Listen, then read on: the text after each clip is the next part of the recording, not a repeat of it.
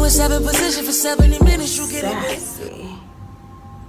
Now I've come a long way, crossed the 7 seas, just to bring you, my brothers, my black brothers, with the small dick.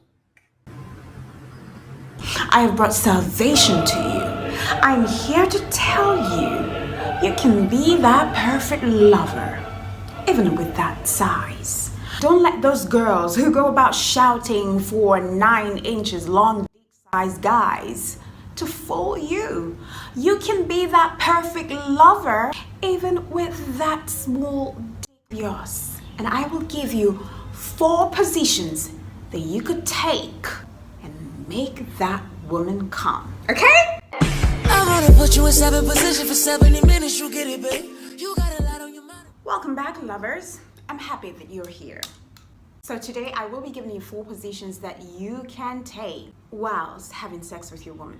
Look, I'm all about embracing the flaws. I'm all about taking advantage of what I have.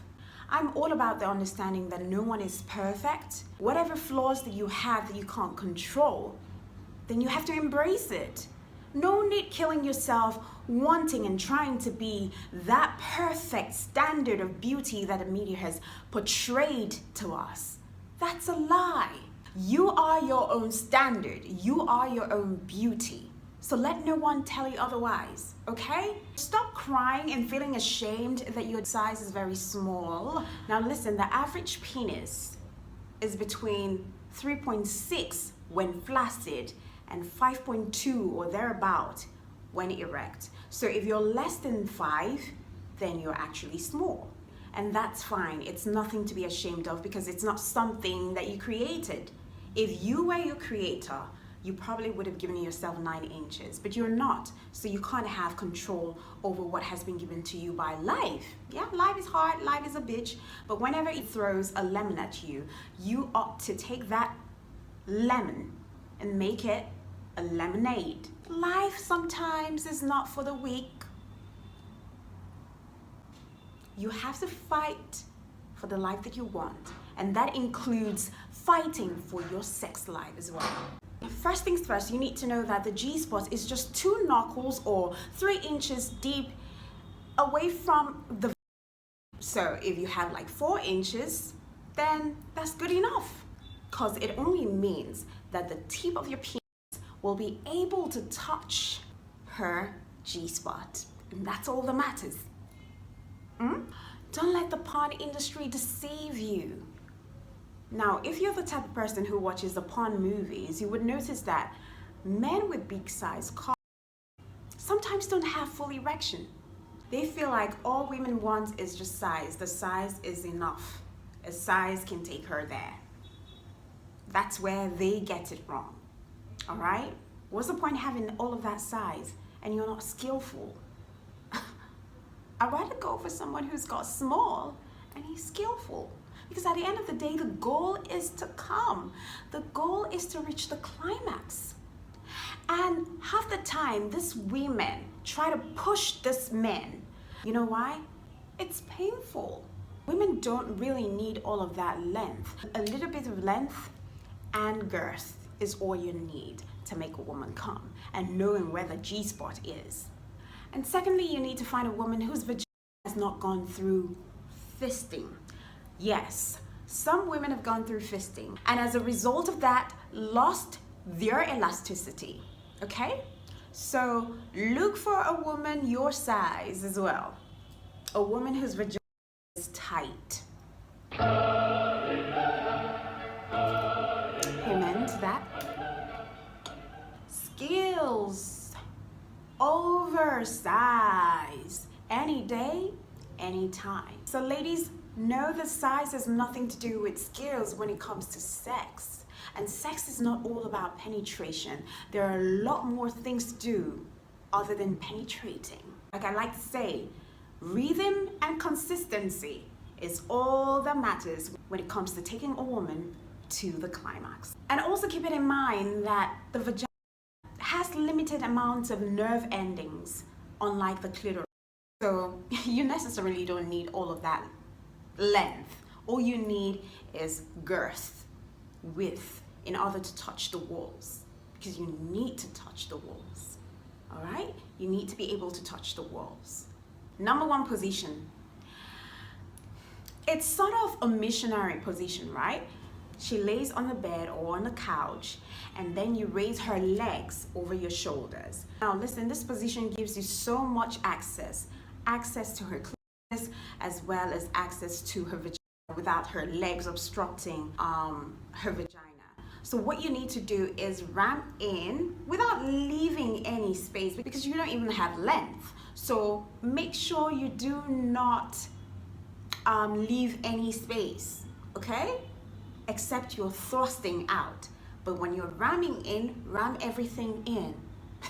Make sure your pelvic, or the end of your penis, touches her labia majora. All right, that is the outer lips of the vagina. And to give you more access to her vagina, you can put a pillow under her hips so as to raise the vagina up in order for you to dig in. Do you get what I mean? Number two, the doggy style. The doggy style. Ooh, ooh, ooh, ooh. Thank God for the dogs. That's where we got the doggy styles. That's why it's called doggy. It has stood the test of time. That position alone gives you full access, right? Especially when she knows how to arc the back. She has to be on all fours with her chest on the floor and her head on the floor as well, or on the bed, depending on where you're taking a position, like so. If she's quite bootylicious, you have to spread those butt cheeks. You don't want any obstruction. You don't have length. Like I said again, you don't have length. So anything that's going to cause any obstruction, you're going to take that out. So spread the butt cheek gently, not so vigorously, not so rough. You don't want to tear the perineum, all right? So spread the butt cheek and ram in. Know when to go fast and when to go slow. Number three position, the ply driver position. Have you heard of that before? The ply driver.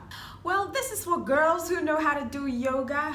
So if your girl is a yogist, is that how to call them? If your girl is a yogist or she's into yoga and she's quite flexible, then this position is good for her, because it's all about flexibility here.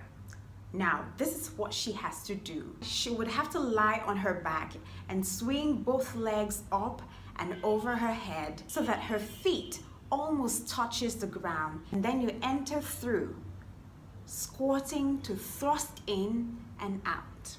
Thrust in and out. Now, what this position does is that it gives you full access to the front wall of the vagina, and that's where the G-spot is. So you're giving so much tender love and care to the G-spot. Number four, the cowgirl. Any kind of cowgirl style, maybe the reverse cowgirl or whatever cowgirl, all right? Now what this does is it gives you control over her breast.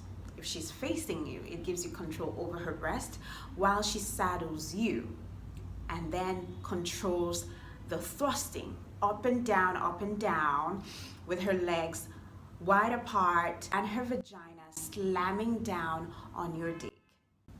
All right, so more or less you don't even have much work to do.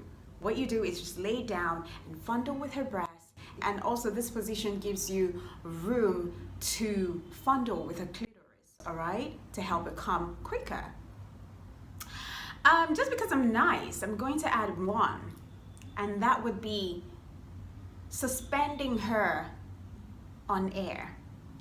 Look, don't tell me you're lazy, because your dick size already needs you to put in the work. You have to sweat because of dick size. Now, don't tell me you're not strong enough to carry your woman mid-air.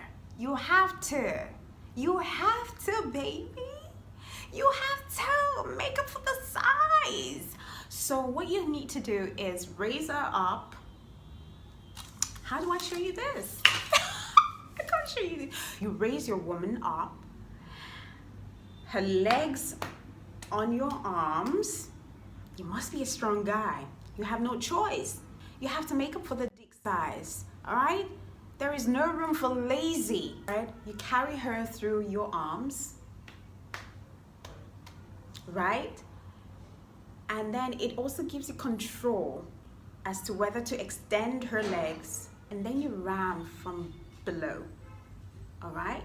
You could, if you're tired, you could pin her to the wall to help with holding her up, and then you ram in.